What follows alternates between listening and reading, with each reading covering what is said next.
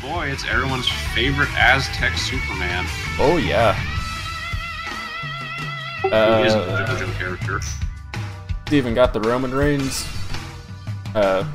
costume on. It's not the color, but it's like Lakers Roman Reigns.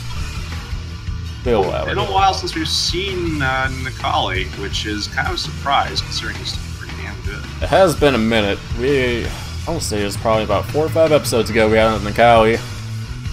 But yeah, don't really see a whole lot of him. He really dropped off the face of the earth. You don't hardly see any Nikalis anymore. I think he's kind of fallen into what used to be the Ryu role, where he's kind of master of none, so only the people who really like him stick with him, whereas everybody else is going for someone who has kind of a very coherent strategy. Yeah, he shares a lot of similarities with Ryu, and I don't think a lot of people realize that off the bat. It took me a little bit to realize it, and you know, it's kind of a neat thing to think about. He's really just Ryu with a charge move. And a command throw. That too. God, if we gave Ryu a command throw, game over. Game of sub-overs. Alright. But, we got Kali vs. Cammy. Now, Cammy he hurts a lot. He gets hurt a lot. And, you know, Nikali, you know, he's middle of the road. But it's tough to say. It's hard to say based on character who would take this, because Nikali can do a lot of damage. I see you shaking your head, and I know you just got something to say, but, you know, if this Nikali can keep pressure up, got this. Just can't get caught with, you know, spiral arrows and junk, and, you know, because Cammy is a lot more mix-up heavy than Nikali is, and that's really going to be the deciding factor. Can this Cammy throw out the mix-ups and trip this Nikali up? That's all I gotta say. I mean, when I was shaking my head, I was doing the shrug and the shake of head, because, yeah, I view this as fairly even. Nikali can get more damage in when he gets in, but he has less easy avenues than that, whereas Cammy just, like, you hit it with anything on Cammy, it's like, oh, I can confirm that. Yep, it's like medium kick, yep, 25% of your health. Low kick, nah, just end your life. It's the life from Nikali, and a good one. Very good one. The big weakness of Nikali is he has all the options, but they're all a little bit slower than other people's versions, so he really has to be careful with using them. Like, for example, best example is command throws are like 8 or 9 frame startup compared to like 5 or 6 for most people. Yeah. Raw spiral arrow. Hey, raw spiral arrow works too many times. It'd work better if it was still low. That is true. Already the stun, the Cammy mix-up going in strong. Yep, and like we mentioned, mix-ups and... Ooh. Oh, V-trigger pop, this could be bad. Ooh. Oh, he salvages it. Ooh, I see you, Cammy, with that wake up. Someone knows how to play Street Fighter V. That was a surprising dive kick there. I was not expecting a dive kick from that, and honestly, that was really cool. Yeah, that was a quality round. More back to even here in the second round. A lot of raw spiral arrows that I don't quite agree with. I mean, he's doing them because he's getting them like half the time. The punishments are really weak. If you get that double crouching medium consistent, I think he would stop. Late on the CC there. Cammy's uppercut is comparatively hard to press counter because it recovers a lot faster than a lot of the others. Yeah.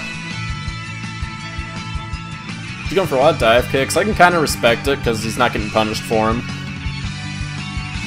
Yeah, it's not something I would generally recommend against Cammy because of how good her cannon spikes are, but hey, if they're not stopping you, you keep doing it. Yep. No. If you can do...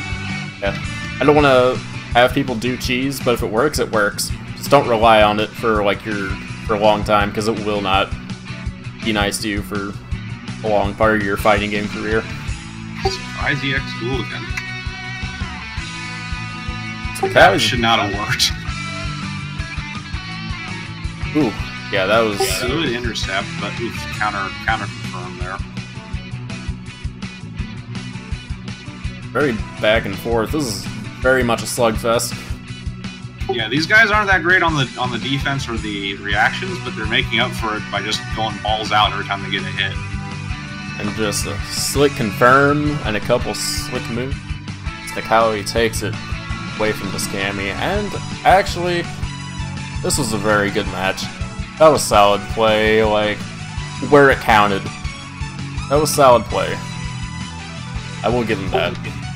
Yeah, I mean, when they got a lot of confirms, they got good damage. You know, they started countering each other's tendencies toward the end there. Definitely solid play. I think both of them could probably use a little work on their defense though, and their tendency to use raw specials or specials that aren't confirmed.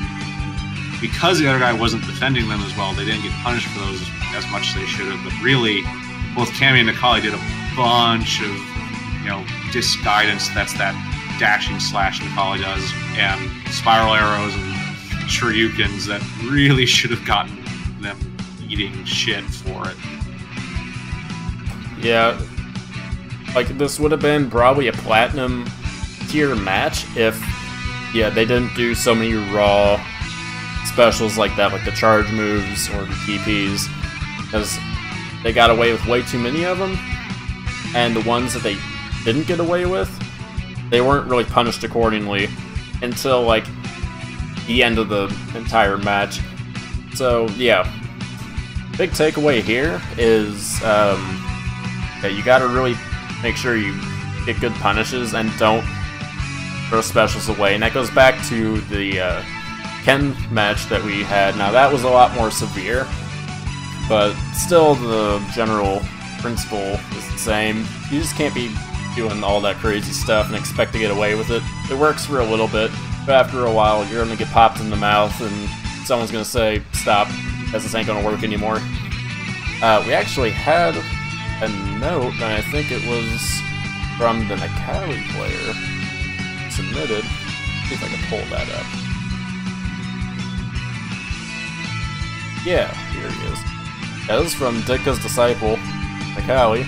Said, hi, saw your thread on RSF and wanted to see if you guys didn't mind me throwing my hat in the ring. I actually posted a comment asking if a gold silver match was a good range. This is my third match of a set against a gold cami.